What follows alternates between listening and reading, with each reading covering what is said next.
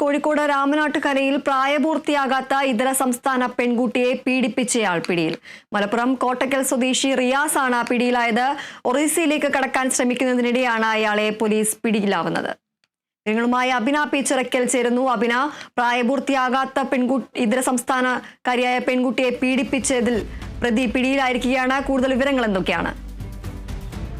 ദീപ്തി, നേരത്തെ ഈ ഒരു കേസുമായി സംബന്ധിച്ച് നിരവധി ആരോപണങ്ങൾ കുടുംബത്തിന്റെ ഭാഗത്തു നിന്ന് തന്നെ ഉയർന്നു വന്നിരുന്നു. അതായത് ഈ പ്രതികളെ പോലീസ് സംരക്ഷിക്കുകയാണ്, ഇതിൽ ഒരു ദുരൂഹതയുണ്ട് എന്നുള്ളതടക്കം നേരത്തെ തന്നെ കുടുംബം ഇത്തരത്തിലൊരു ആരോപണം ഉന്നയിച്ചുകൊണ്ട് കുടുംബം മുന്നോട്ട് വരികയും ചെയ്തിട്ടുണ്ടായിരുന്നു. അതായത് ഈ പ്രതിയിലേക്ക് കൃത്യമായി ഈ ഒരു പ്രതിയിലേക്ക് എത്താത്തതിനെ തുടർന്നാണ് ഈ കുടുംബവും അതോടൊപ്പം തന്നെ പ്രാദേശിക നേതാക്കളെല്ലാം രംഗത്ത് വരുന്ന ഒരു സാഹചര്യത്തിൽ എത്തിയിട്ടുണ്ടായിരുന്നത്.